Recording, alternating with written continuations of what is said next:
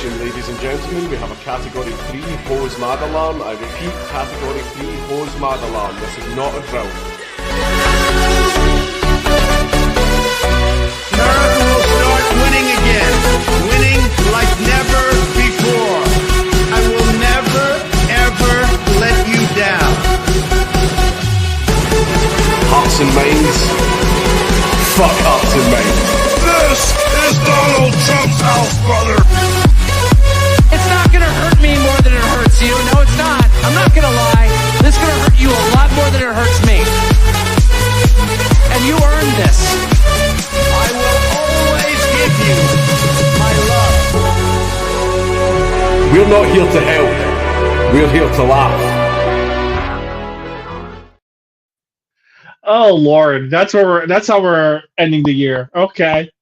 I figure this is going to be the intro until after Inauguration Day. Okay. So, you know. I know what we're starting with first. Then. I was gonna talk about the H-1B. I know. Oh, I have opinions on that. No one's gonna like them. My opinions piss off everybody. That's fine. The H-1B thing, we'll get into that. But good evening, everyone. It's the Geek Posium. We are back from our Christmas vacation. Hope you all spent time with your friends and family. Hope you guys got your time out there. And if you didn't, I hope you spent time with someone who cares. I was discussing this in one of the Discords I'm in, and I was like, man, there's a lot of VTubers I see who are like streaming during Christmas, and I'm like, how do they do this? And go, well, and I think their response was they're there for the people who don't have anyone, for the people who can't be home for the holidays, and I'm going, oh, okay, that's nice, I guess. Yeah. That's a thing. See, I can't wrap around that because I have friends, I have family, I have someone I can always spend time with during Christmas. I think that the only time I've ever not, I was at war, and even then I was with my buddies. Yeah, so even then even when you were in the sandbox, you were surrounded by comrades. That's the thing. So I've never done the alone for Christmas. This is it's because it's Christmas time. There's very little entertainment news going on. There's a few things that have happened throughout the week. Most of them don't really matter. The thing that confused the crap out of me was people screaming about H-1B visas and Indians. I lost you. I'm here. I'm visiting family, so my internet connection isn't the greatest. I apologize. Yeah, it happens. It happened. Speaking of spending time with family, so I think what happened was Elon and Vivek both don't understand the reality of the H-1B system. So, and they believe as Elon as a CEO and an immigrant himself, and Vivek as a kid of immigrants, believe in the stated purpose, which isn't the real purpose of H-1Bs. Yeah, that's what I'm seeing is that overall issue. I'm not sure if you saw that. They don't understand that the H-1B system, as currently implemented, is fucking slavery. It's not just that. It's I'm not sure if because you were working for government in your time in tech, but my time in tech, I work for a lot of contractors who use H-1Bs on government contracts. But what I saw working for in I the worked with sector, H-1Bs. I'm trying to go through my process here. I'm saying I know. Okay, great. What's my end conclusion? That shit's fucked. No. My end conclusion is I got to see very often a lot of companies bringing in H-1Bs instead of American workers because they're cheaper. Yes. And it's part of my conclusion that's part of my conclusion of why shit's fucked. And I got to train my replacement more than once, and I was just like, I'm just not gonna teach them everything. I'm just gonna leave out a few things. Why? Because I'm a spiteful son of a bitch. That's why. Yeah, I'm spiteful. That's a lot of that. A lot of that has happened. What's happened? I mean, a lot of that has happened in America for the last 20 years, where Yeah. they've been hiring younger people to take over things. Young people don't know how to do the things that need to be done. They are too embarrassed to ask or to learn. And no one goes, "Hey, this isn't being done right."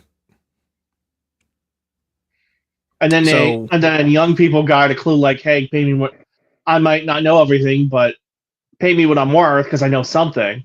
And so they sought cheaper labor.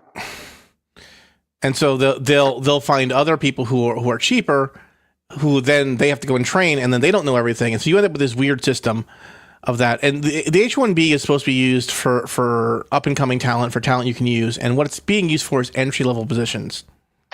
Can I step in as someone who's actually studied this, has experienced this as an IT technician, and has studied this from a law perspective? I mean, I let me do it from my programming experience, because again, when I worked for Verizon, I built their gamification system. The guy I was training to take over my position as my contract was ending was an H-1B immigrant. I was like, oh, that's weird. That's cool. And like I'm listening to the guy. The guy doesn't know half the things that I know.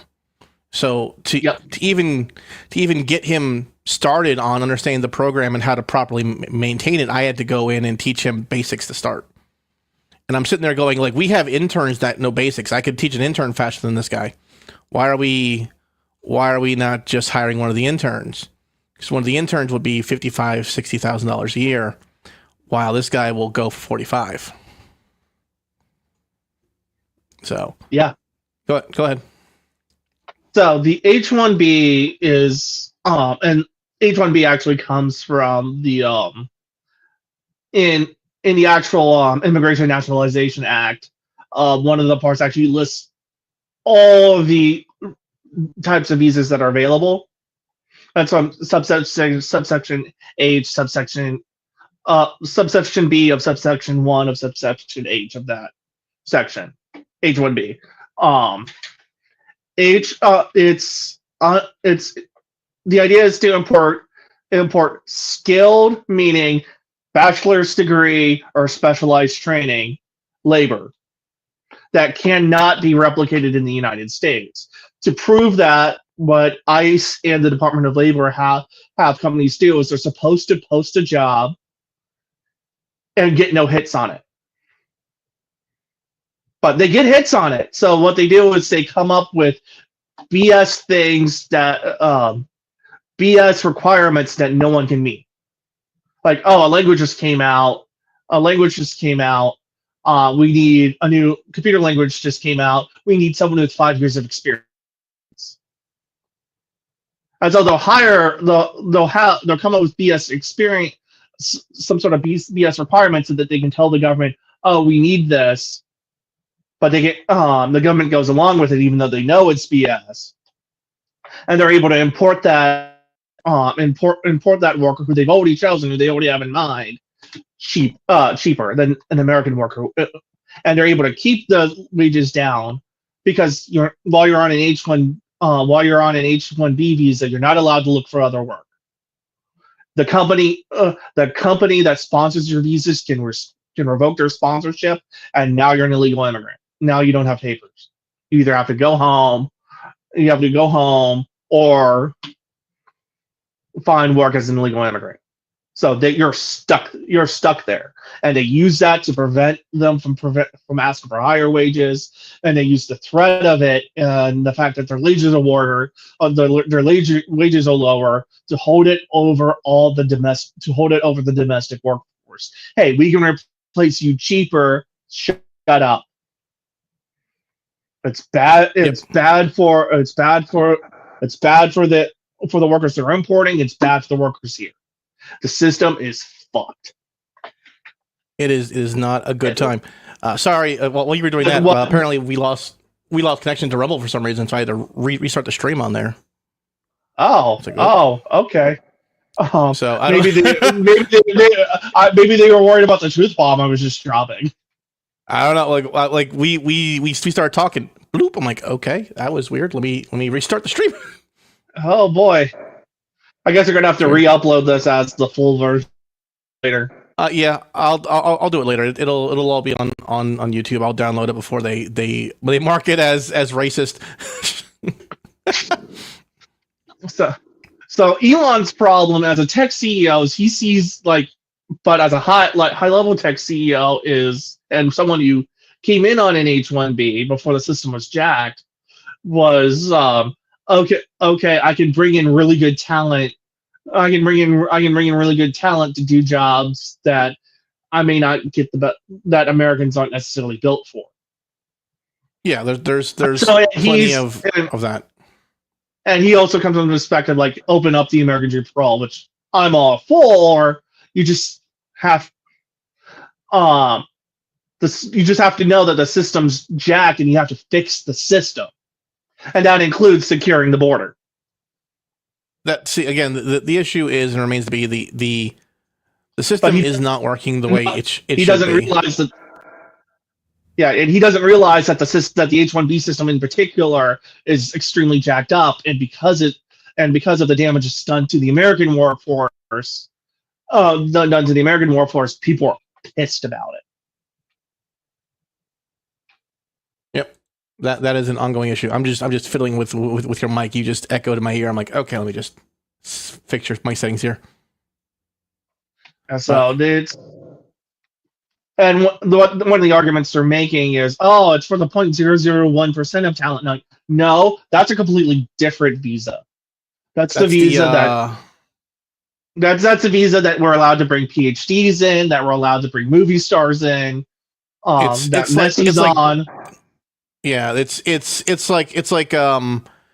high level athletes and anyone with a double master's degree. Yeah. So that's a completely that's a completely separate visa. It's like an O1 or O dot. Yeah, it starts with an O. The point being that the H1 visa problem is that the next issue is a lot of people who come in on the H1 visa and they manage to excel, they manage to do well with what the company is. They'll come in, they'll move into managerial positions, and then they'll hire family.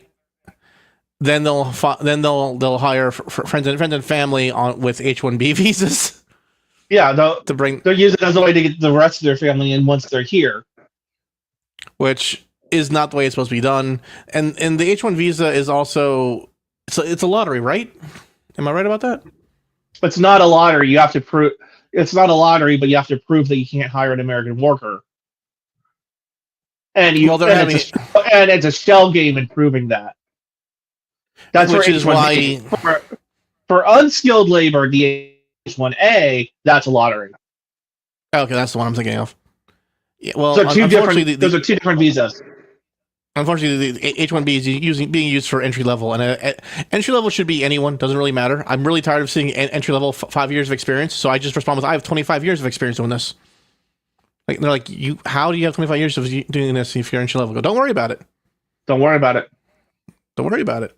It's entry level, right? So you'll teach me.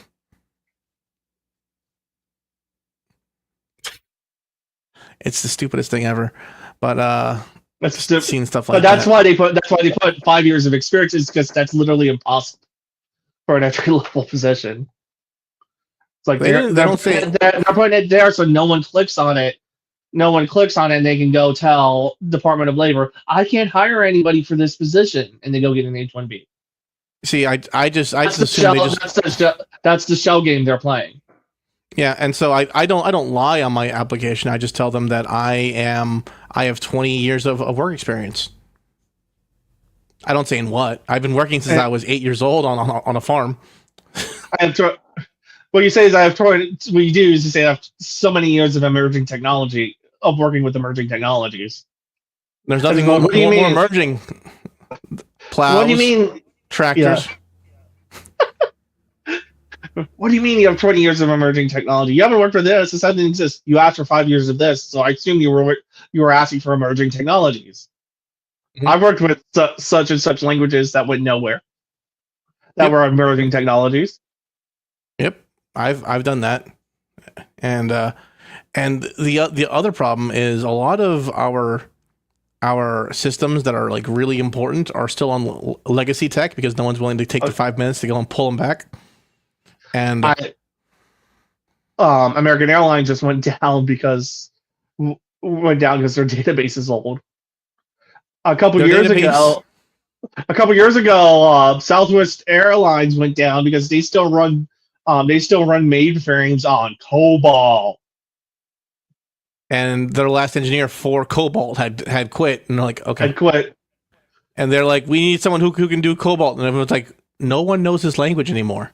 What do you want us to do? I'm in a house For- probably one of the last person. Well, I'm in the house right now with one of the last persons who knows COBOL, and he's not an engineer. He's a cop. He taught himself. Yep. And So he and can't fix the architectural issues that these companies are having. no. Even if he's still out of his fastball.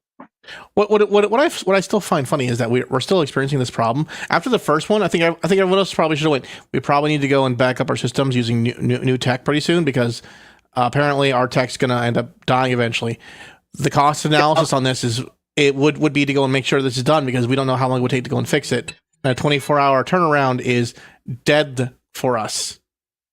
To replace it, you got to bring it down. That means lost business. So a lot of companies are just like, pray it doesn't break and keep it going. I'm surprised they don't just make a simultaneous backup at the same time and just bring it over. A lot of times when you start doing stuff like that, it breaks the original system. Ugh. Like they have to build something. They have to build something that can replace it. They have to do it, and to just not do it is not going to work. It. They have to, but they're punting the ball because you don't know if the new system's going to work any better. You don't know if the new system's going to work any better. People will clamor for the old system if the new system is worse. The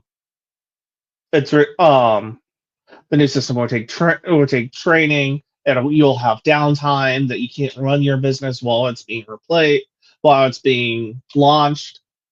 Migration takes time. I know you've done this, but a lot of times companies say, "Oh, that's millions of dollars we need it. That's millions of dollars we need to spend for something that's still working, or just wait for it to break." Because waiting for it to break is a higher loss of one, money, and two, reputation. But it's a higher risk of money and reputation, but not today. And hopefully, by the time it breaks, it's someone else's problem. I think that's the issue. CEOs think no more than 90 days ahead most of the time. They think about quarter to quarter because that's what they think quarter to quarter because that's what affects stock price today. We've seen what happened to Disney thinking quarter to quarter. Yeah, and it fucked them. Okay, and that's what they teach in business school these days, and it's bullshit. I know. See, I haven't been to a veterans business quorum in a while, but the one thing that they think of is think in 5 years. Think in 5 years. Think for 5 years. That's because they're taught by actual people who know what they're doing and not what the big business schools teach, which is stock price, stock price, stock price. Small businesses are more important because they think in 5 years. Large businesses can't think about the whole damn year. There you are. Yeah, big businesses they care, but big businesses start to think stock price because that's how everyone judges them. Yeah. No one.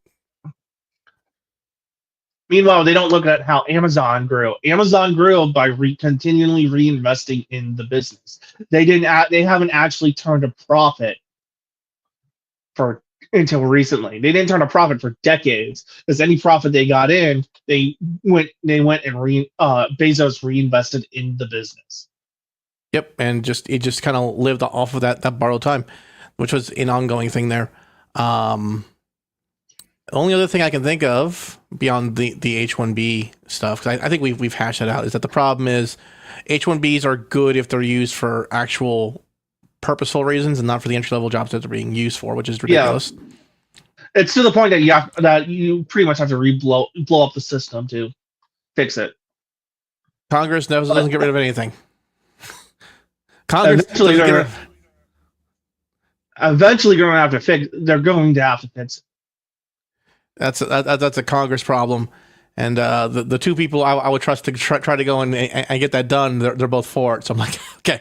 So, Because they don't have that's gonna be a problem. Yeah, that's the issue. But if we can get them to understand this, like just get, because the problem is they have too many people screeching in their ear. That's also part of the problem. Yeah, like if because I think I had the same position as the only person I've seen online talking this week, because it is a vacation week. There's very little people online. It's a vacation problem. And so like the only people I've seen is the only person I've seen online who's had a reasonable take has been Charlie Kirk. That's it. I haven't seen his take at all. It's essentially. Then again, I haven't been on social media a lot. I've either been in family but I've either been with family or bar prep. I was he did a Rumble show the day after Christmas, and so I was watching him. I was stuck in traffic. Yeah, so that's when I saw that, because apparently that's when it started. It started, I think, either on Christmas or the day after Christmas. I don't know. I wasn't on social media. I was doing my own thing. Yeah, I was traveling because I was coming back home from Christmas travel. So, but like his overall take was, the problem is the H-1Bs are being used for these things and not for the things that they're supposed to be used for. And we need to go and solve this problem by saying that if you have an entry-level job, no matter what that entry-level job is, you should not be having an H-1B visa. You should hire American. And that should, in fact, we just add that one caveat in, is if it is an entry-level position, it cannot be filled by someone via H-1B visa. That's it. Just put in that one caveat. Like here, one minor edit. Mm-hmm. If this is an entry level position, no. So what I mean, will people still bring in their family for non entry level jobs? Absolutely. And the company will suffer for it, and the company will go, what the f? Like that's how that'll go. Anyhow. In other news, Sarah's Fauna got her 1 million subscribers. Nice. I actually think that's a terrible thing to do to her. Right before she leaves. Ugh. Oh, dude. Did we ever find out what was the actual cause? Or all I have is rumor. I have nothing concrete. But all the factors I listed are factors that are clear factors that are affecting a lot of the entertainment industry in Japan. So much so that I didn't bring up anything about Crunchyroll. Crunchyroll is in trouble. We have an article on Crunchyroll. Okay, yeah, then okay, I'll discuss that when we get to that article then. But a lot of the stuff it's affecting all the entertainment industry in Japan, specifically anime and other things like that. VTubers are just the most weird thing there, and the most like seen thing because of the whole Dodgers thing that happened. Yeah. And while it's a very niche hobby, it's gaining traction very, very fast. And the fact that it was done at a Dodgers game kind of cements it. So that's an ongoing thing. We'll see what happens. We'll see what happens there. Let's go into some articles, shall we? All right. Where do we want to start? Do we want to start just finish off politics and go with media, or do we want to go VTubers and then anime and video games? Let's do VTubers and then anime and video games.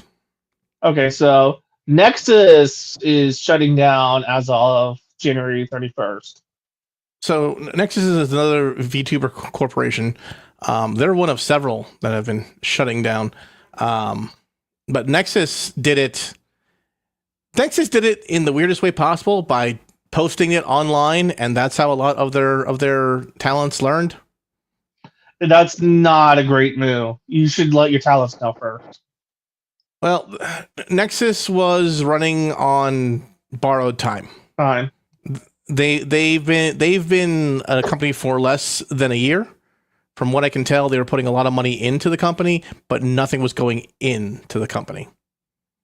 Like it was all capital.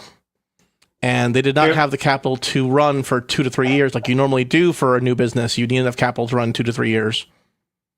They had capital, but not enough. Mm-hmm.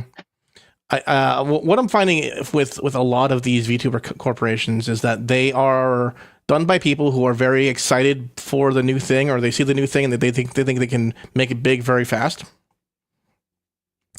And they don't understand the business aspects of this. While, you know, even me, I'm planning out to try and make a VTuber corpo of some kind. I'm looking at it, and I'm literally running numbers. You're hearing me talk about numbers in the middle of the night whenever I have time to just sit down and look over things. Yeah, you're at ColossalCon North. You were like in the middle of the night looking at numbers. I was, yeah, because I couldn't sleep, and when I can't sleep, I need something to occupy my brain, and data scraping and looking over numbers and figuring out monetary ideas and what percentages would be and how to make the percentages work so you can keep the company running. These are all things that run through my head. You know, because I've run several businesses. I understand the concept. It's okay. How long can I make this last? Can we deal with an off season? Do we have capital to keep us running if it is an off season? Yeah. You know, it's just one of those things. And like explaining all that over and then looking at numbers going, this is how this will work. This is how this will work. And for a long time, I couldn't figure out how a lot of these VTuber corpos work. And VTuber corpos only come in 2 forms. The full pure VTuber corpo, which is like Niji Sanji and Hololive. They're either idol companies or they're talent agencies. Yep. And the talent agency is an entirely different running of the business model. It's a completely different, not just business model, just a completely different way of running the business entirely. And it's very money up front. And Nexus was a VTuber model. It was a money up front. This company lasted less than a year. All right, that's what happened there. And I'm seeing, Flork just made his socks agency back in June, and they're doing very strange things online to really push engagement, and I'm liking the push. I'm loving the push. It's awesome to see. He's using lots of the internet memory. He's using lots of community and Discord, lots of fun things, and I'm enjoying it. It's a wonderful way to watch someone build an audience. I'm hoping that audience are customers. Yeah. See, that's one thing I tell people.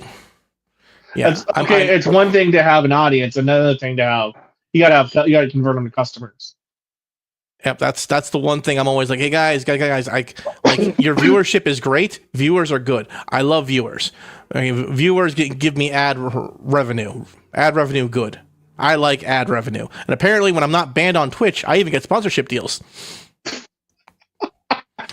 As I learned, not streaming for a month. Oops. I was like, son of a bitch, look at all these sponsorship deals coming in. But I'm rebranding. This is all gonna go away. Sad. Oh well. 'Tis life. Good timing, guys. Life. Thanks, guys. I appreciate it. But yeah, so I got that. And again, that's great, that's good, but revenue, if I don't know what Sox Agency is doing. I believe Sox Agency is a traditional VTuber corpo.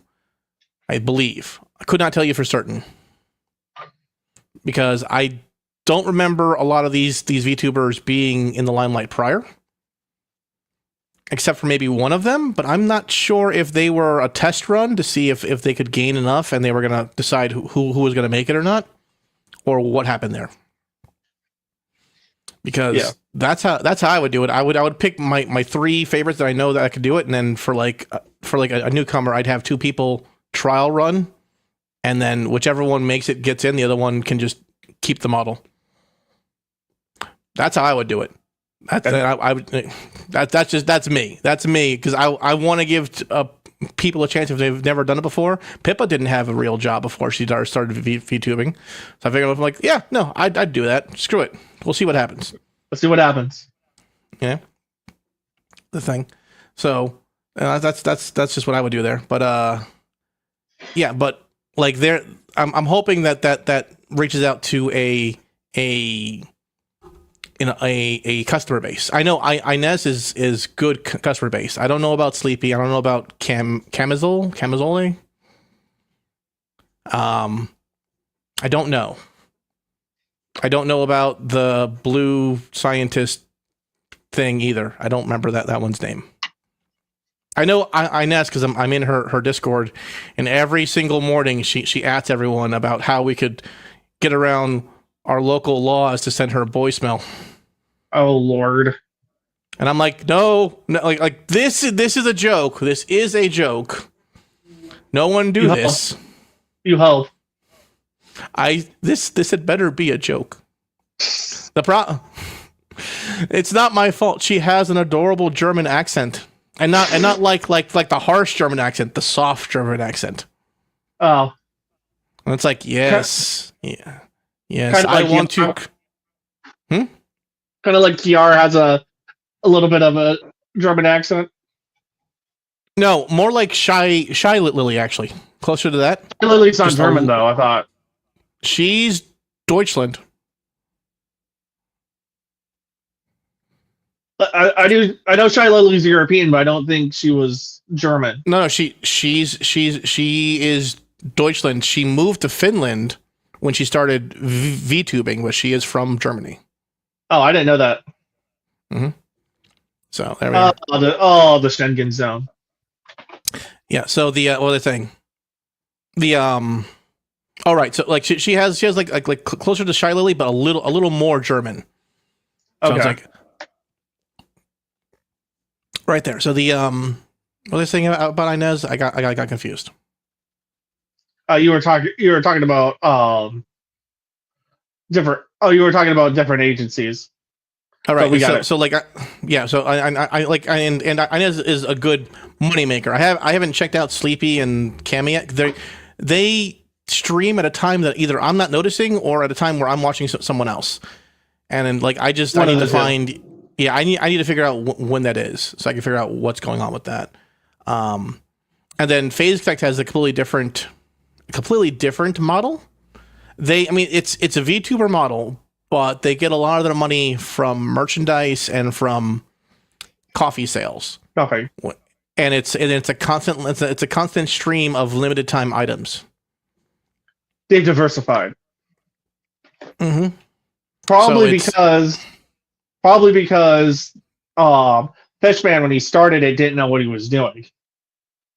It's working. So he didn't know what he was doing. There was a lot of issues with Phase Connect at the beginning. I don't know what those issues were, except there was a lot of chaos.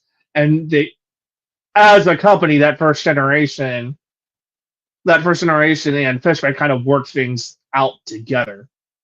Yep. And like once they got more stable, they actually Pippa had a series with Fishman with Sakana on how not to run an idol agency. I should find those videos and watch them. I've yet to watch them. All the issues Sakana had trying to run an idol, trying to run Phase Connect. Because the only ones I have are from like 2 years ago or in the past year. That's now that Phase Connect is more stable, and Sakana talking about like hiring idols, and he's just like, the idol dream is real. It's real. It'll be real with this next generation. It'll be real. And Disney's like, no, Sakana, it's not. You don't understand, Sakana. Were any of the invaders the way that they were when you first hired him? He goes, no. You remember what Jelly said? Yeah, Jelly said that everyone lies on their interview. There was also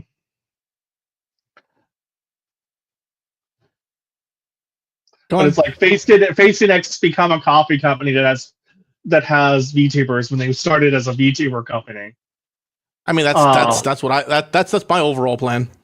Covercore started as a tech company that also did music, and now they're just a straight up idol company. Yep. That does tech on the side.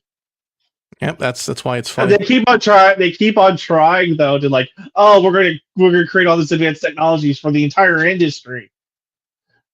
And meanwhile, they just keep out pumping out idols. Yep. So while me, I'm getting all my stuff together. I got a new microphone. This one doesn't cut out when I scream, which is nice. Oh, that was funny when your current talent was using your old microphone and he screamed and just like you could just hear it. You could just The hear noise it. gate. The noise gate hard. I'm listening just to give advice. It's just like, oh, not only is this mic quiet, but it's noise gating hard. Yeah, we've got him something different now. He sounds a little bit better, so he'll be fine. You can actually hear him one feel like a pig. Yeah, that's the thing. Where horror games and mystery games, and like you have fun there, buddy. You have fun there. I'm not doing that. And then tomorrow he's supposed to do a special report on the CIA and the birds spying on you. Slow your roll, Pipka. I think that's his goal is just to get Pippa to look at him. And just to see what happens from there. Just to see what It's like she'll either hate him or love him, and either way, publicity is publicity. this is how you start your gang war facing act over coffee. What am I going to do after that? Hire a horny 30-year-old woman who wants babies? And go, here, this will counter one of the hags. Which one? I don't know. I don't know. The one that Lord. most wants babies. Lord. The one that most wants, and the one, or is it the one that most needs babies? I don't know. I've actually, yeah. Let's next article. We've already blown 37 minutes on this. Oh, we blew like 15 to 20 on the first thing. This was just 15 minutes. Oh. So Sony and Caterpillar agreed to form a strategic capital and business alliance. Where Sony will become Caterpillar's largest shareholder, holding approximately 10%. Only 10%. This actually makes me feel a little bit better.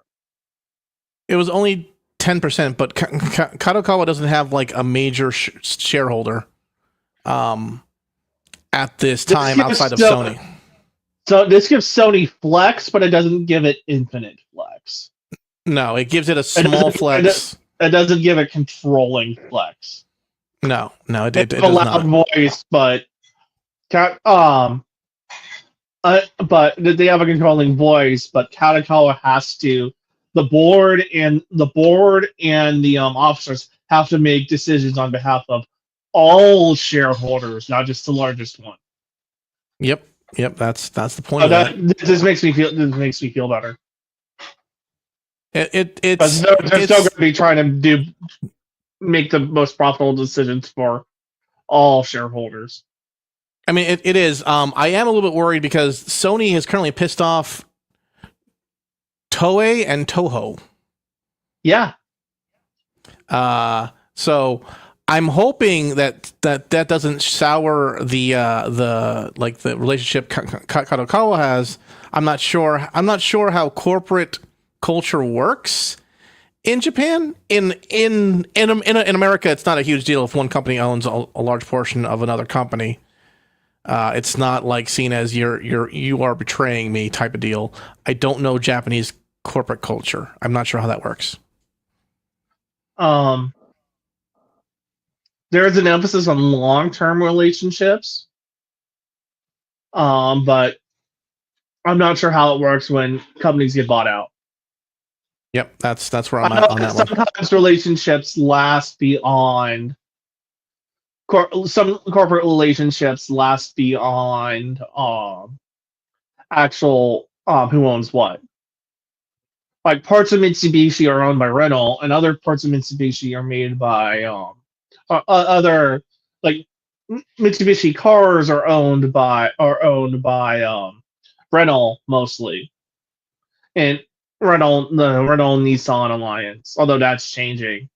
But Mitsubishi Fuso trucks are owned by Mercedes Benz, but they'll still cooperate on a lot of stuff because they're still part of the Mitsubishi alliance.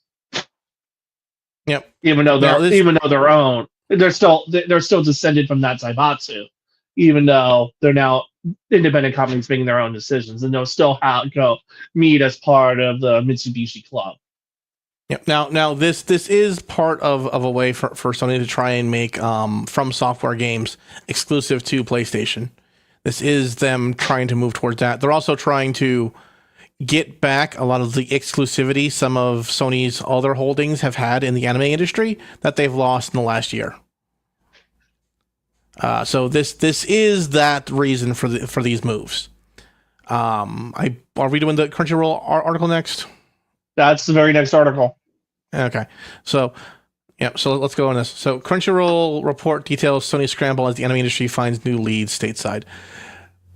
So short. So let me TLDR this. Japanese creators are pissed at Crunchyroll. At Crunchyroll. They're pissed at Crunchyroll for a lot of reasons. One of them being the localizations, the other one being the censorship, and the last one and the most important one is merchandising is not being properly. Mm-hmm. Which, either things are not arriving on time or are arriving 4 or 5 months late, and it's being upsetting. completely mishandled. Or they're being completely mishandled. They're coming in broken. Like, Right Stuff did not have this issue. No, you bought Right Stuff because you bought Right Stuff because he knew it was going to come in correct. Mm-hmm. And Crunchyroll bought out Right Stuff, and I'm like, okay, so you're gonna take their facility and use it as your own, so you can pump out things at a higher quality. That makes sense. No, you're just shutting down competition. Never mind. No, they were just shutting down competition,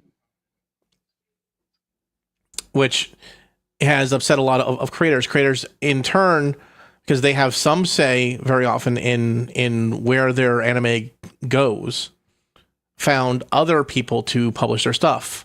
Bleach went to Disney Plus and Hulu. Netflix got several exclusives this year, like a lot of exclusives. Which High Dive keeps how many. It surprised me how much how High Dive keeps trucking along, and how Netflix is able to get so many exclusives. Mm-hmm. When you have a 50-pound gorilla known as Crunchyroll in the middle of the room. It had no exclusives for this season. The winter season, no exclusives. Wow. They were trying to negotiate Dan to Dan as a exclusive, and they could not get the rights. They couldn't do it. So much anime is produced by Sony Music and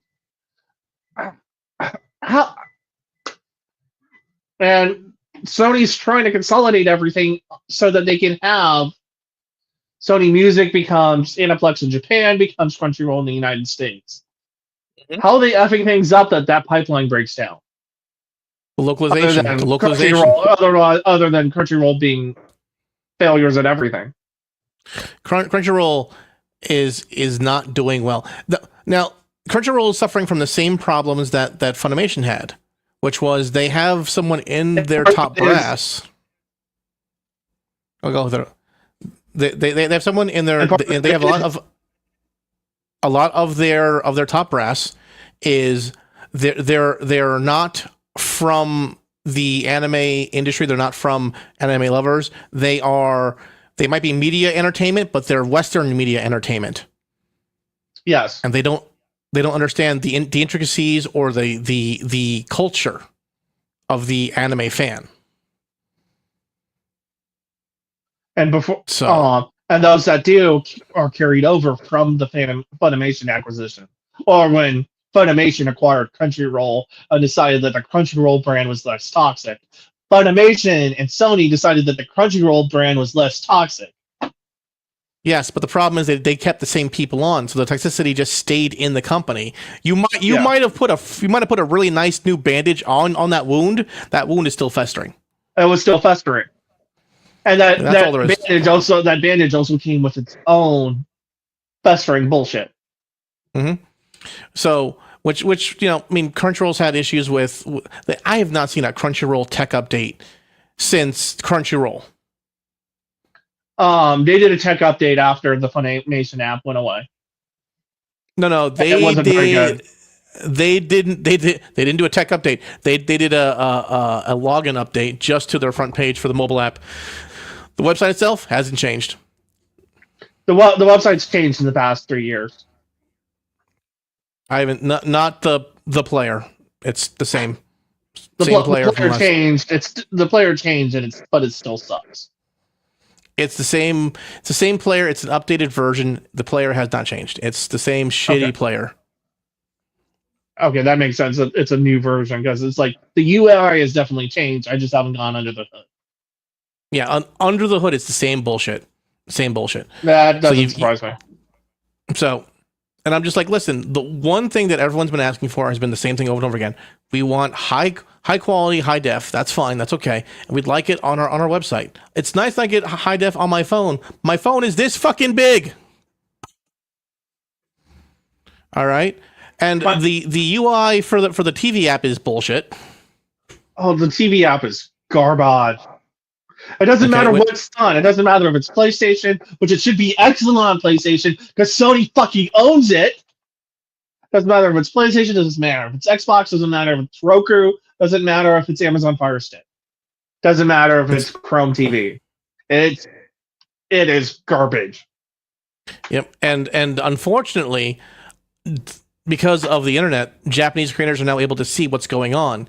And a lot of Japanese creators are pissed off at, one, the quality that their stuff is getting put out at. Like, I don't like... I am a creator. If I were to have a book sent to someone that I made a book for, and that cover was slashed, I'd be pissed. Yes.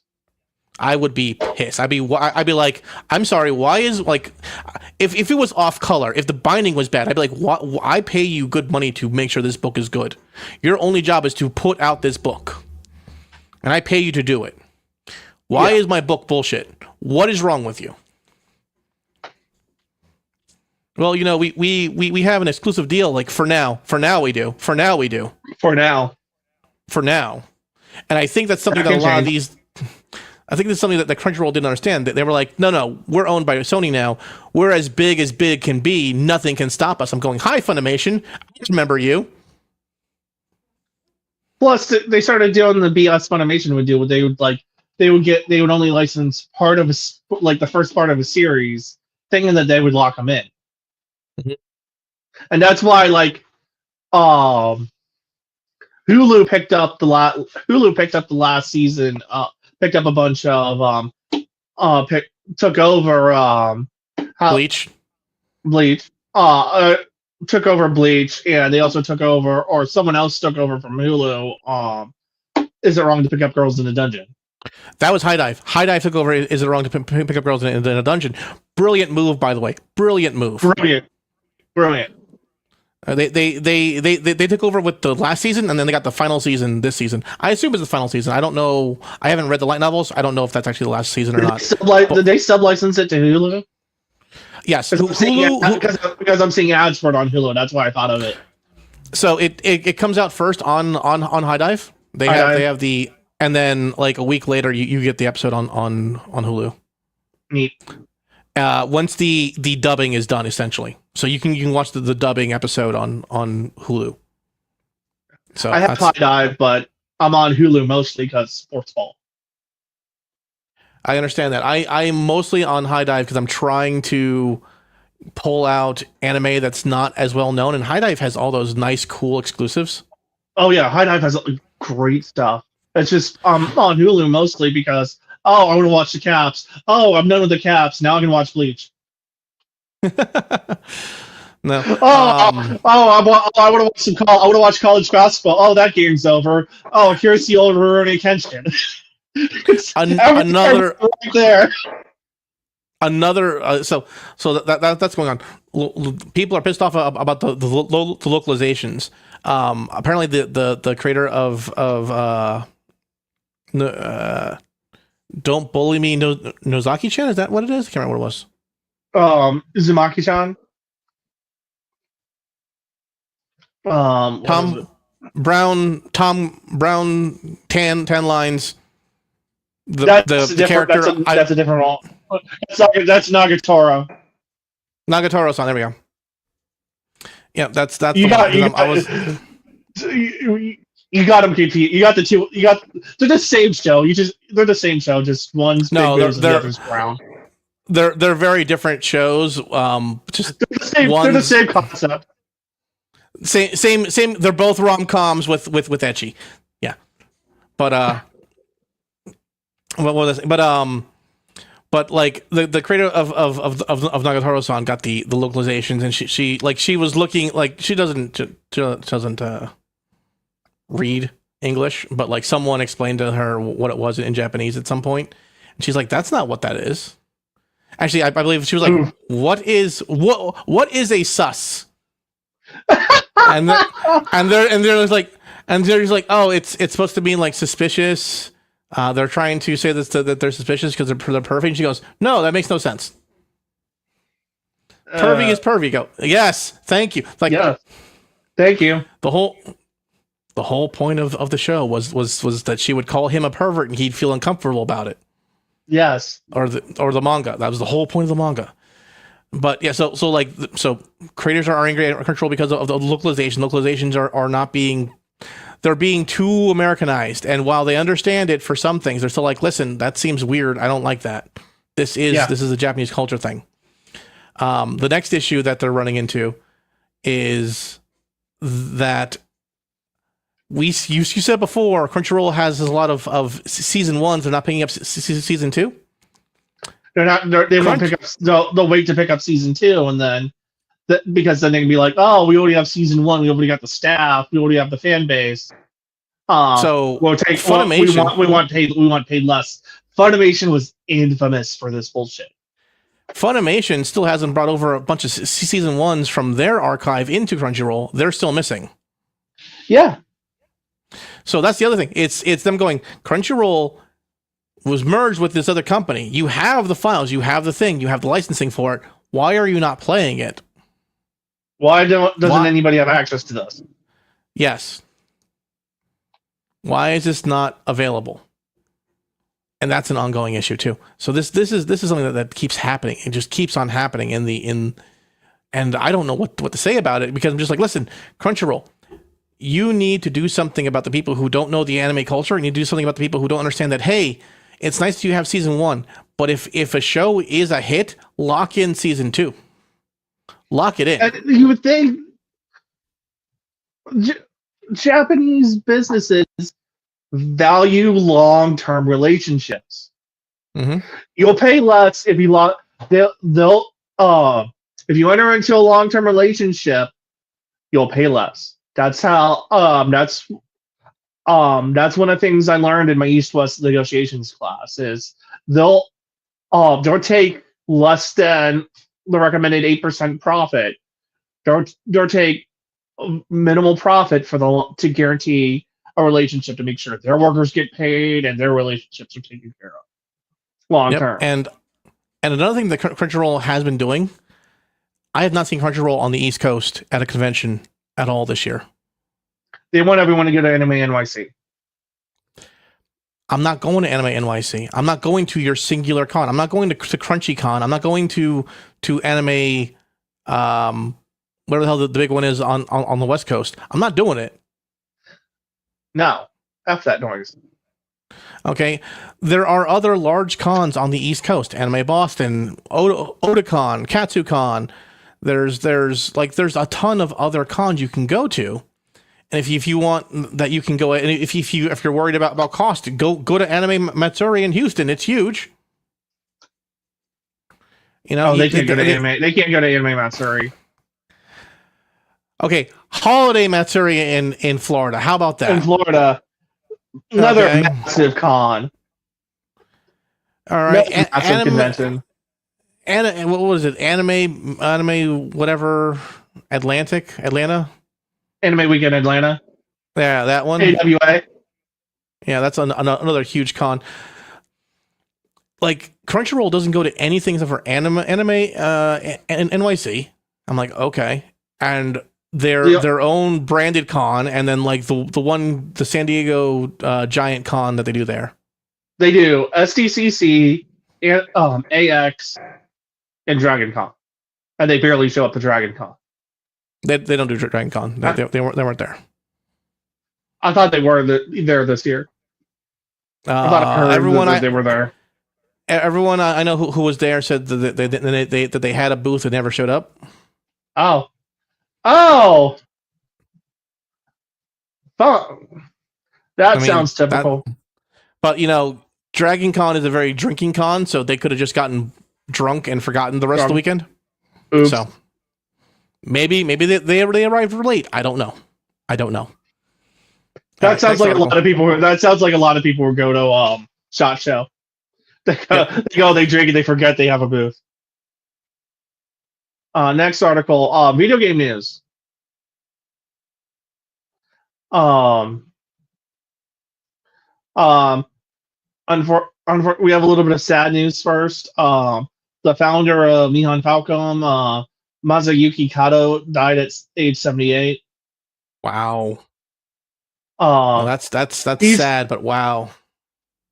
He's the reason like Falcom is still small, but produces bangers.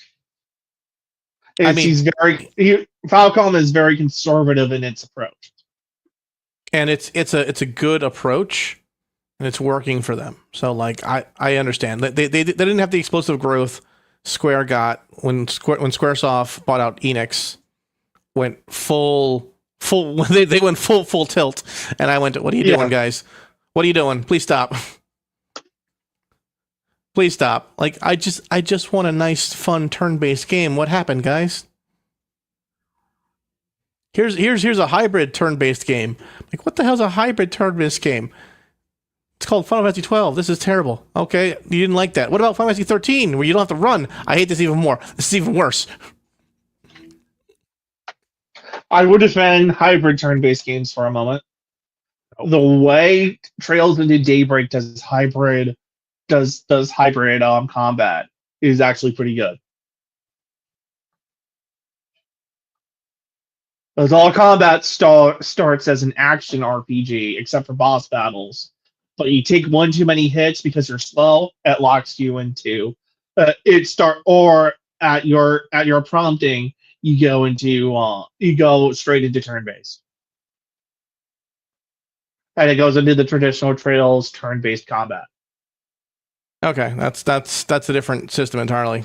Then, like, it's completely different from how Final Fantasy does it, but it works. Yeah.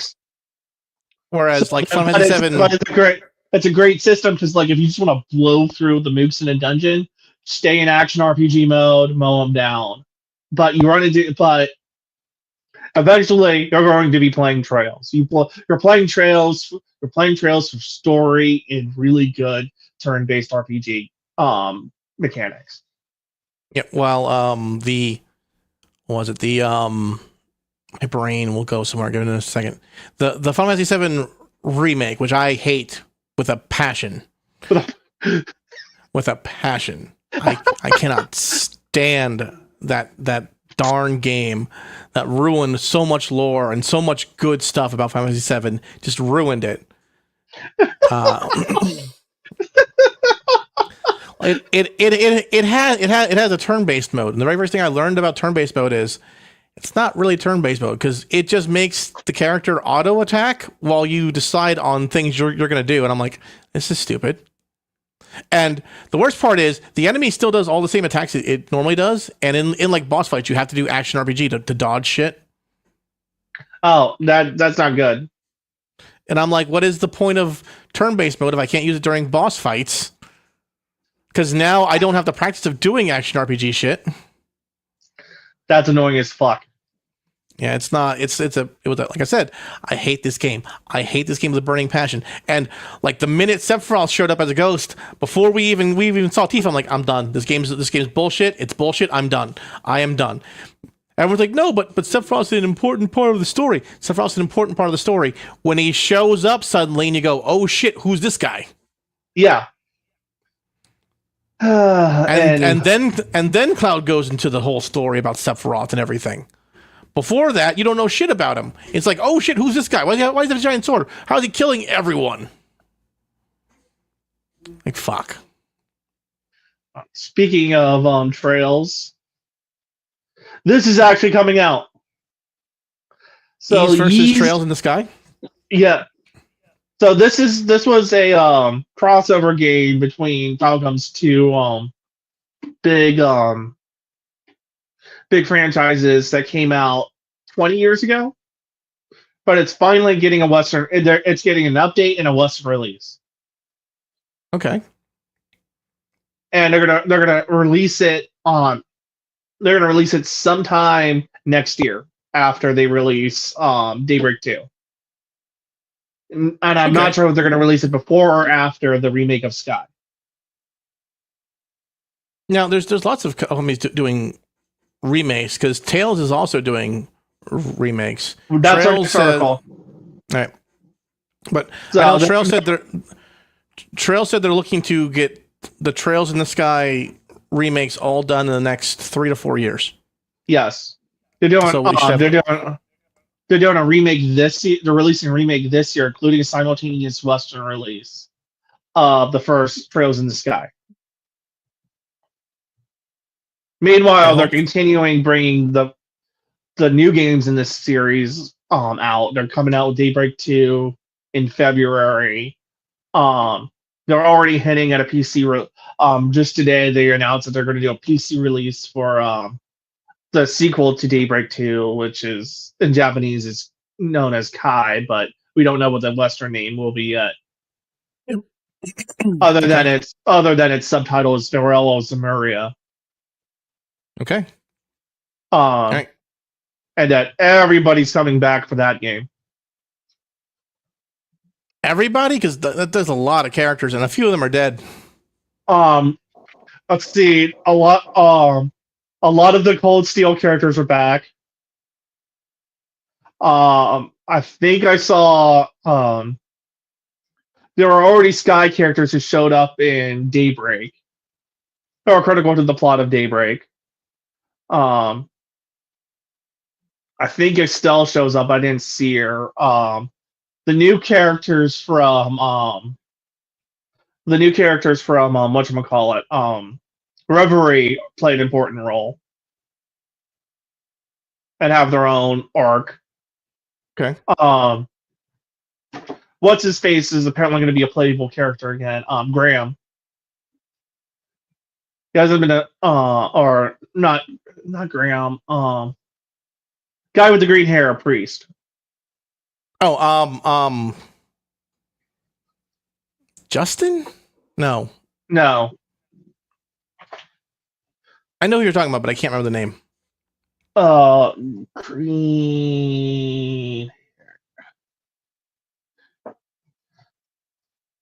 Green Hill Trails character. You get like 3 characters popping up. Yeah, you get Campanella, you get Kea, you get the entire Kevin.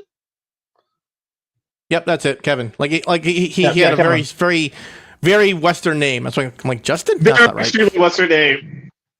So Kevin comes back, and is going to be playable, which they forgot Kevin existed for Reverie. They straight up admitted like, yeah, we forgot about him. It's like he was a protagonist of one of your games. He was the main protagonist of Sky 3. Well, yeah, he was also a side character in the prologue who comes and saves you in the prologue of Trails to Azure, which I'm replaying. I'm almost done. Almost done, and then you can finally beat Cold Steel 4. And get to Reverie and get to Daybreak. I need to talk about Daybreak with somebody. I'll get there before Neil. Before Daybreak 2. I'll get there before Daybreak 2. But yeah, it's just I've got so much on my plate right now. There's too much going on, and if I don't find work soon, I'm gonna have to like find a new place to live or something. Like I can't because like there's nothing here. There's nothing fucking here. I'm getting really really annoyed because You would think being near New York City, there'd be tech jobs from New York City, but no, there's only jobs outside of New York City. And I'm going, what the fuck is going on? Did every tech company move? Nobody wants to be in New York City. Every tech company moved out of New York City. I'm like, what's the point of me being in this area then? This is expensive. I don't want to live here. Move already. I'll talk to Neil. Like, hey Neil, you still got that room? I'll move down to Virginia. I'll grab a gas station job while I make applications. Next up is speaking of RPGs, Noisy Pixel. Namco is confirming plans to release Tales remasters fairly consistently. Yep. I think they're going for Tales of Grace's F first. Yeah, they're going for Grace's F first, which will be released not that long from now, on January 17th, 2025. Yeah. So you've got like a little more than 2 weeks, like 2-3 weeks right there.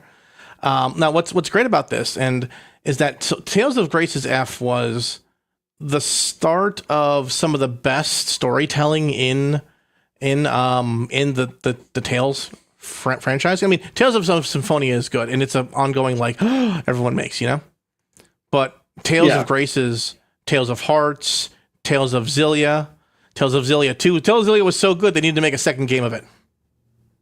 Okay. Tales of Hearts, that's the game that I'm playing on my Pocket Retroid. On my Pocket Retroid, whenever I get like 5 minutes on I'm on a train or something. Which means I don't play it often, but when I do, it's fucking fantastic.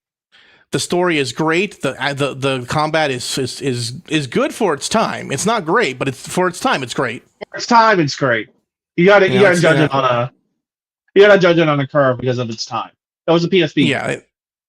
One and two, it ran the same kind of combat system as Symphonia. Symphonia,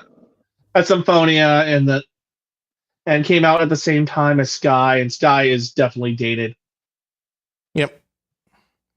But I'm very happy with this because I'm hoping that the remasters tweak the battles a little bit, and even if it doesn't, as long as I get crisp graphics of the stories that I love, that's fine. I'll buy the game. I'll buy it on PC, whatever. Yeah. It's not a huge deal because I like the Tales series. Tales series continues to be a good overall series. My favorite used to be Final Fantasy, and then they fucked me. But Tales continues to be what it's supposed to be, except for Arise. Tales from Arise is not a Tales game. I don't care what anyone tells me. There's no block except for one character. I don't care. I've had 20 years of Tales games telling me block button is key. Now all of a sudden there's no block button. What is this bullshit? It's still Arise, still worth playing though. It is. Tales of Arise it's sitting in my Steam library, taunting me. So if you've ever played a Star Ocean game, Tales of Arise is great. If you like Star Ocean, it's a great game. My problem is Tales of Arise is a Star Ocean game. Okay, got you. I'll be honest with you. Playing it, I'm like, what is this? Because you can only dodge for your first 4 characters. You can only dodge. You don't get block until you get the girl with the giant shield. I'm like, okay, you are now my main character for the rest of the game. You can swap between characters like in Star Ocean whenever you want. Even characters that are in the background, much like Star Ocean. And I'm like, this is a Star Ocean game. This is just a Star Ocean game. Why did you come out the same year as a Star Ocean game? Because they wanted to come out with 2 Star Ocean games, but they couldn't. So they put Tales on it. Anyway, I still have to beat that Star Ocean game. Anywho. So next up is sort of video game news, sort of tech news. So a YouTuber won a DMCA fight with an IP troll who was pretending to be a Nintendo lawyer because the fake lawyer sent a spoofed email, and they looked at the headers and realized, oh, it's spoofed. This is obviously bullshit. This is not coming from Nintendo. Mm-hmm. So, but they had gone through like they started out the copyright troll said was sending email from a Proton Mail account, and then Nintendo said no, we don't use Proton Mail. So they started using this is bullshit. So then the guy started sending email to a spoofed from a spoofed Nintendo email account, and that's when they looked at the headers and said no, this is bullshit. And that's when YouTube finally he was able to take that to YouTube and say, hey, this guy's full of shit. Release my claims. Yep. There's been lots of weird copyright troll nonsense going on lately. Ken Ashcorp. I'm not sure if you know who Ken Ashcorp is. Yeah. But Ken Ashcorp, who makes lots of music stuff, and a lot of his older stuff is DMCA free, so you can go ahead and use most of his older stuff. Not his newer stuff. I don't know about his newer stuff. I don't know what happens there. You know, buy his stuff. Streamers buy his stuff. Buy his stuff. But like he was saying, hey, like someone keeps putting out claims on my behalf, and it's not me. It's apparently this company called DigiPro. I've never used DigiPro. I've never interacted with DigiPro. Never been sponsored by them. Never had an email from them. Never signed up for them. Why are they making claims on my behalf? And YouTube is like, because people will pay them. That's why. And because the copyright system on YouTube is busted. Oh yeah, I'm fully aware because a lot. Do we have an article about the VTuber nonsense that happened with YouTube in the last week or no? No. We'll do it end of show then. All right, is that our last article? We've got two more. One made me happy as a Star Trek fan. Star Trek just yeeted Star Trek Discovery from canon. How'd this one happen? So Discovery did some weird things with Star Trek lore, and so they Lower Decks of all shows, Star Trek Lower Decks just confirmed that Star Trek just decided, oh, Star Trek Discovery is its own alternate universe. It doesn't affect main canon. It's its own thing, and a throwaway joke of all things. I mean, that's how a lot of Trek lore ends up coming out. It's usually a throwaway joke by Q. No, but this was like a family, because Lower Decks is a comedy show. This was literally, they made a Family Guy joke about Klingons in different universes. Like, oh, these are the Discovery Klingons. Oh, that's a different universe. Discovery never happened.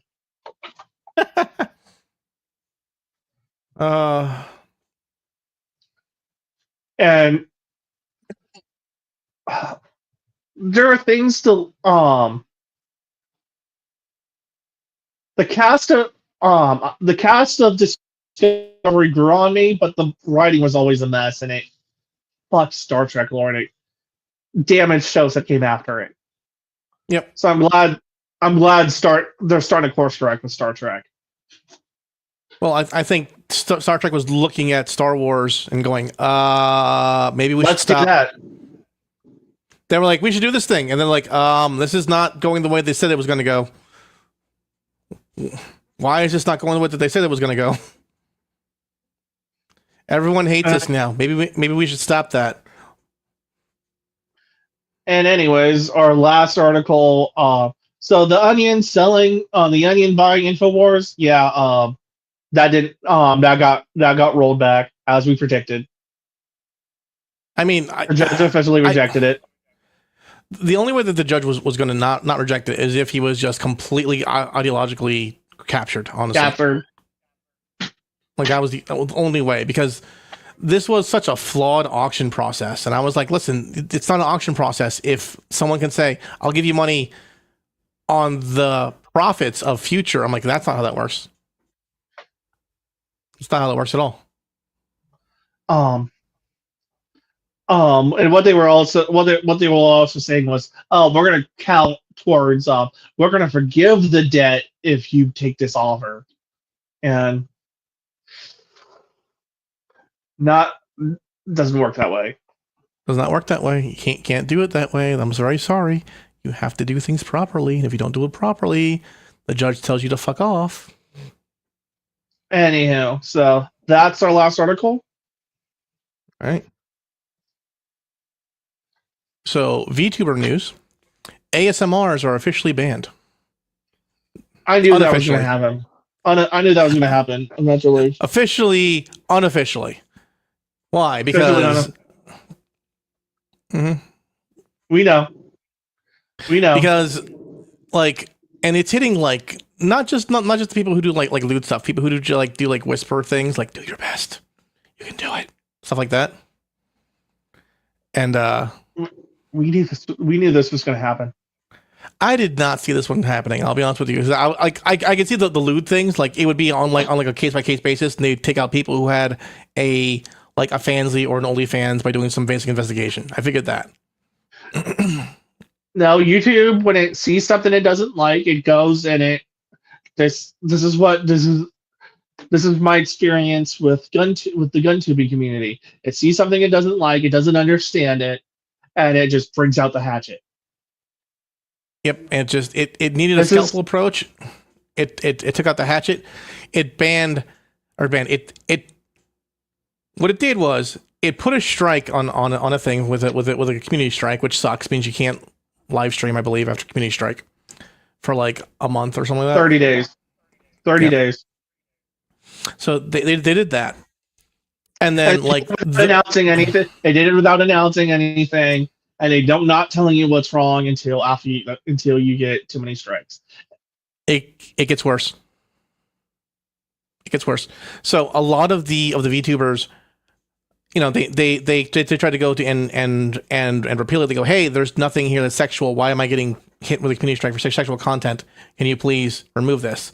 And a lot of them got that same strike removed. And they got reapplied. No. It gets worse. It only gets worse. It always gets worse. Entire channel then immediately removed. Yes. And banned. Yes. Within hours, the bot goes, oh wait, there was a community strike here, now it's gone. Why? This is clearly sexual. Remove everything. Yes. Yes, and now your channel's gone. There's a whole lot of gun YouTubers looking at the VTuber community right now and going, first time.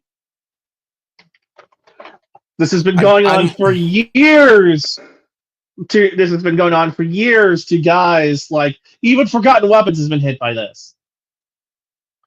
The most milquetoast academic YouTuber ever has been affected by has at one point lost his channel and had to get it back. This has been affecting guys like TFB TV and the AK guy. It doesn't matter what. As much as I don't like him, In Range TV. This has been affecting all of tubing. Yep. Well, now it's moved on to VTubing, and it's hitting things that make no sense. VTubing. Yeah, it makes no sense. Well, it's also that's not also what's happening. There's also strikes being applied for things that make no sense. Bao and Numi did a chat Q&A, which is usually just the chat roasting Bao. It's usually what ends up happening, and it's simple, funny content. And it got flagged for misinformation. Medical misinformation. And she's like, we didn't talk about anything medically. There's nothing medical in this live stream. There's nothing medical at this timestamp. In fact, this timestamp has me talking about rice. What the hell's medically about rice?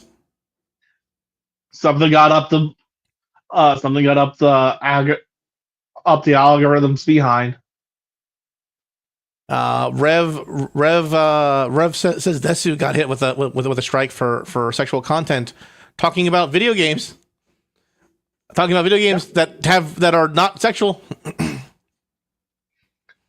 So, like one of the things is like you can't show the loading of a 30 round mag.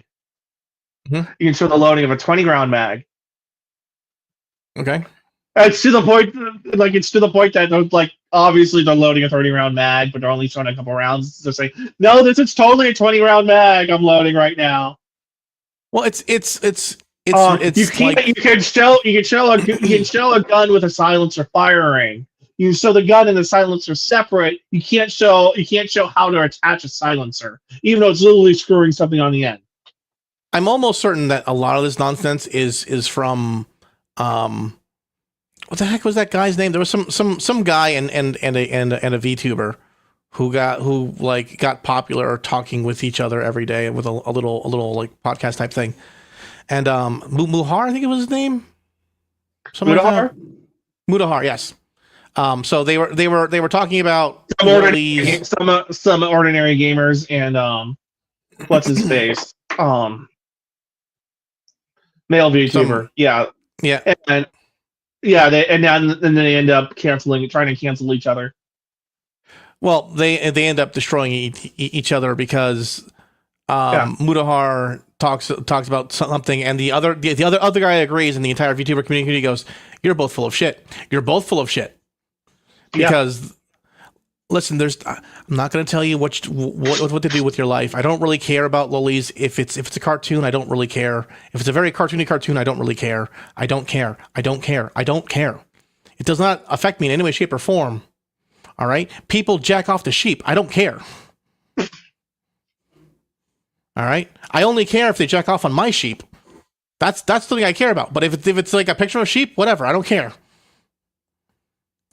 But the problem is that people get their pennies in a bunch. They go then they want to be cool. They want to show they want to rage bait. They want to rage bait to gain viewership and numbers, or their audience captured, and they can't help themselves.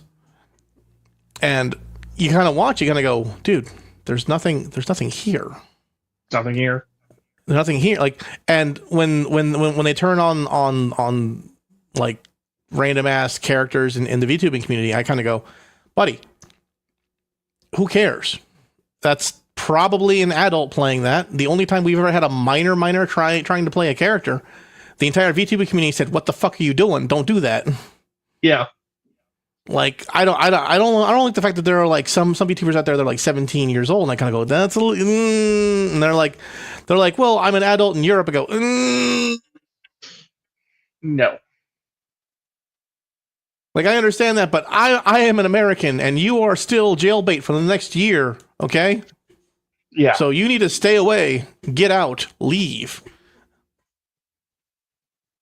You know, and people say, well, you know, these characters look very young. I go, listen, if we can all just agree that women that don't have tits and are short are not real women, that'd be great. All right, I agree with you. Women that are short and have no tits and no ass and look really and you know, even though they're 30 years old, they look very young for their age. Absolutely, we should tell them they're not real women. We should put them where they belong, somewhere else. But as that would be insane.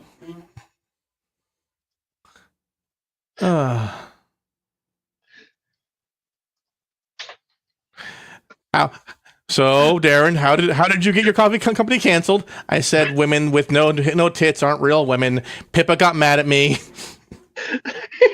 Tenma, I still love you. I'm gaining muscle mass just for you, sweetie. I'm coming, baby. I'm coming soon. Soon, Tenma. Soon. It doesn't count when she's Asian. Oh, Lord.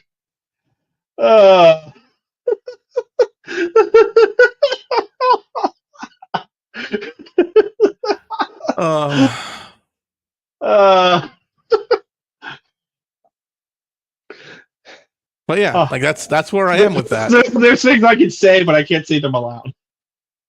I see them in the private chat. That's why I did the pivot. I'm coming, Tenma. I'm coming soon. My guns will be good enough for you soon, baby. Just wait for me. Wait for me. Coming, you say? Don't say that shit. She'll yell at us.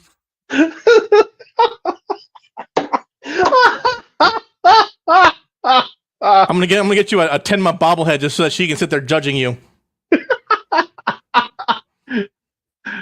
Good, good. It encouraged me to lift weights.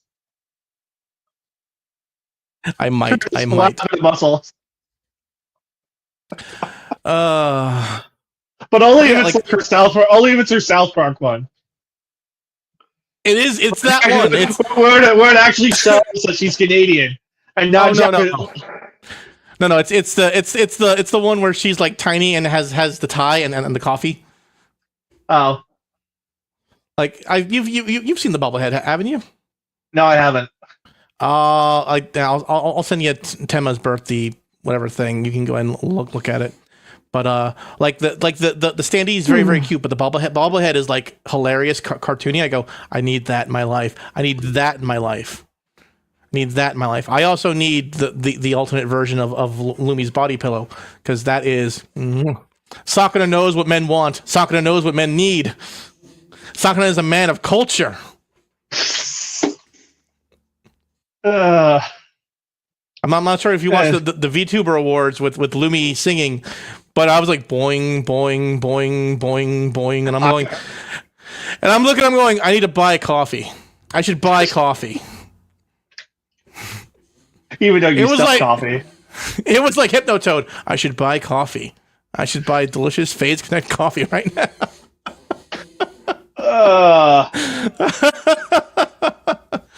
Oh.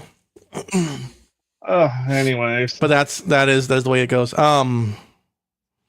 Yeah. So like that's so anyway. So Mudahar and the other guy both got caught in 4K liking lowly things. Nux. I remember his name. Yep. With and both of them, which ended up destroying everything. And they're like, no, you don't understand. No.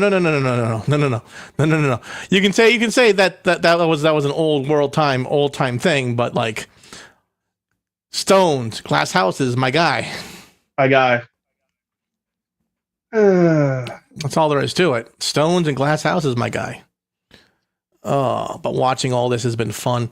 But like that went down before we went on break, or like right as we were going on break, and I was like, okay. And now I think that we didn't really intend to go off. No, we didn't. But that happened, and like this week, all this other stuff's happening. I think what happened here is a bunch of people started mass flagging just any VTuber at all. That could be it because they're upset. And the algorithm is just like, well, VTuber, gotta find something. We gotta do something now. Oh, anyhow, I think that's all we have to say. You got anything else? Nope, just. Right. Just looking forward to the new year. New Year is going to be fun. A fun time. I am personally looking forward to just getting done with a bunch of things. Just in general. I know the beginning of my year is gonna suck because it's just bar prep and the bar. Then afterwards, who knows what happens? Yep, and I don't know. If there's no jobs in my area, I'm gonna have to move. Because there's no point in me being in an expensive area if there's no fucking work here. Yeah, if there's no jobs, you need to move. Like I'm just like the whole reason I was here, I'm like, okay, there's jobs, and like okay, and like the whole reason I got that job, that remote job that was based in Chicago was because they were supposed to be buying buildings in New York. They never actually bought. You know. Oops. And I was like, okay, well, I'm here. So if we ever get them, I'm here. Never did. So like, all right, I'm here. Never did, and they fired you during the.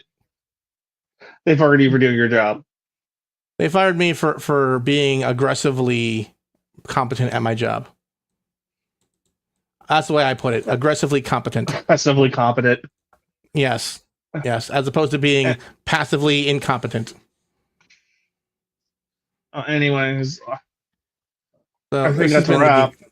Yeah, this has been the Geek Posium. I'm gonna see what's going on with the because I can, according to Rumble, where it's running and it's recording, but it keeps telling me that it's not recording on the symbol here. So I'm not sure what's going on here. Yeah, so I don't know what's going on there. Well, I'll figure it out later. In worst case scenario, I will re-upload from YouTube later. This has been the Geek Posium. We will see you guys next week where I will probably be playing Cold Steel at that point, because that's where we are. Because I'm on chapter 3. There's only 5 chapters in Azure, right? Yeah. Okay, then I'm almost done then. I'm like little more than halfway. I'm like halfway through chapter 3. Although all Trails games do that bit, but that final chapter takes forever. Final. It's just like the last season of Attack on Titan. Attack on Titan, the final season. Attack on Titan, the final season. Attack on Titan. This is the end of the show of the season. They were on final season part 2 when I was in Japan 2 years ago. I was seeing ads for it on the fucking train. Although I saw more ads for the live action show, which I actually kind of wanted to see, even though I don't watch Attack on Titan, because that shit looked hype. The live action show was more meme based than anything else. So like if you knew the memes, it was a funny show. Anyway, this has been the Geek Posium. If you like our stuff, hit that like button, hit that subscribe button, hit that whatever button. We will never be on Twitch because Twitch will throw us off immediately. But you can find us on Rumble and on YouTube. We will not go on Kick because you have a moral against Kick, and I honestly don't care that much to fight for it. So that's changing day by day. Kick is evil, but so is YouTube. This has been the Geek Posium. Joe Biden, you've only got a couple weeks left, so show us.